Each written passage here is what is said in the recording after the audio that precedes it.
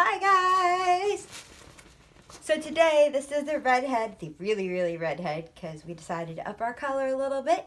The wears pink, and today is Martin Luther King Jr. Day. I hope everyone is enjoying this federal holiday and some time off. And I want to take a moment to really be serious. So today, Glitterball, hello, we're going to throw out. Because I want to be serious. I want to talk about a couple things. I will post some of these articles at the bottom of the video so you guys can see, and I apologize now, I'm tired, so you get to see me tired today, so just bear with me if I kind of stutter and things like that. But there's a great article the Washington Post wrote, and it's how Martin Luther King Jr.'s assassination changed America 50 years ago and still affects us today. So I just want to read a couple passages out of there, and then I kind of want to talk to you a little bit about it, and we'll go from there. This is sort of my first political post, and I want to start with one of his quotes. Darkness cannot drive out darkness. Only light can do that. Hate cannot drive out hate. Only love can do that. So I want to really encourage you with this post. I want it to be a discussion post.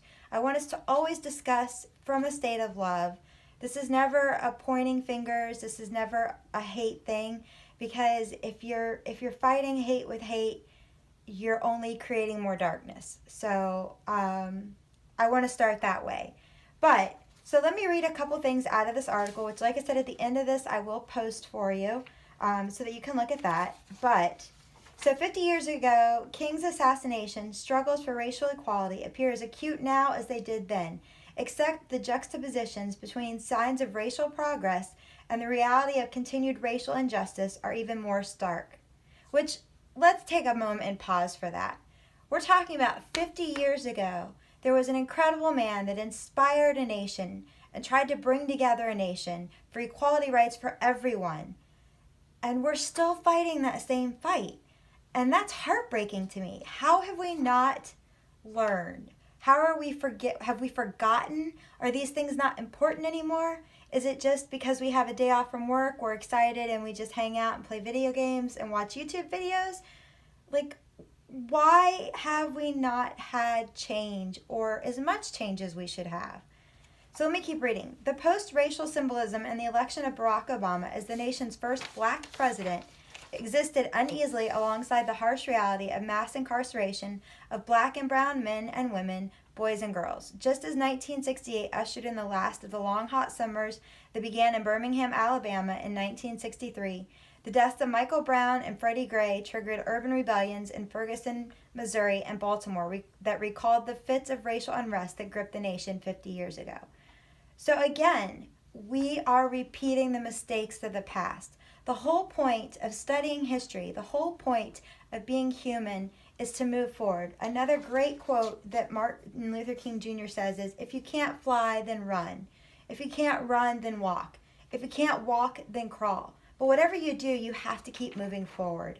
And right now, I feel like not only are we in a state of political unrest, but we're not moving forward. And it starts with individuality. We have to make a change on an individual level.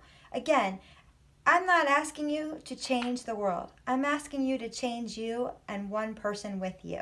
And maybe that's just changing your thought, or maybe that's opening up a dialogue to talk. I initially had tried to set this up as an interview, and we will do interviews in the future, but it wasn't able to happen, so you just get me and my thought perspective.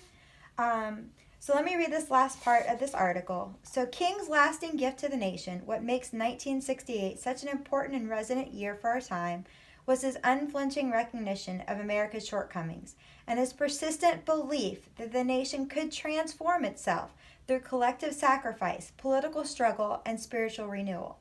I cannot repeat this enough. Let me read it again to you because it resonates so much with me. His unflinching recognition of America's shortcomings, his persistent belief that the nation could transform itself through collective sacrifice, political struggle, and spiritual renewal. Guys, what are we doing? How are we failing this? Let's talk. Let's make discussions. Let's figure out how we can do better. This is 50 years later, and we're still having these same arguments, these same concerns, these same conflicts. So, in an era before mass incarceration weaponized the criminal justice system, King fully understood the depth and breadth of structural racism and the economic inequality required personal sacrifice and steadfast moral courage. One of the least quoted lines from King's I Have a Dream speech remains one of its most important. With this faith, we will be able to work together, to pray together, to go to jail together, to stand up for freedom together, knowing that one day we all will be free. The sentiment along the grueling work of grassroots organizations and political mobilization remain the bedrock secular faith of contemporary movements for social justice that have traveled a long, winding road since 1968 that many hope will ultimately, just as King famously remarked, bend towards justice. So I will tell you, I do have, on the redhead that wears pink, going up today, I will have a shirt that has one of King's quotes that you can purchase. A portion of the proceeds will be going to Urban Atlanta, which is an initiative to bring to raise awareness in the Black community and to bring money back into the Black community. It's a fantastic organization. I'll leave the links up for that. We also will be donating to the African American Black Chamber here in Atlanta. So like I said, I'll put the shirt up there. I'll put the links to the different organizations for you. Just buy a shirt. I don't know. Don't buy a shirt. Talk to somebody. Have a conversation. It's ridiculous that 50 years later we're having this same conversation. So I think I've made my point, and I think I've kind of reiterated and maybe even been a little repetitive, but this is very important to me, and it should be important to everyone, because it's not, as he says, this is a great one. We may have all come over on different ships, but now we're in the same boat. And that's the truth. No matter what, no matter who you voted for, what you wanted to happen, we're all in the same country. Everything that's happening now is happening to all of us. So we have to stand united. And I hope today that while you're enjoying your day off, you take a few minutes just to remember this amazing man and the vision he had, and maybe remind your family, your children, your friends, what our world is capable of. So go out today and do something really good. Thank you so much for tuning in.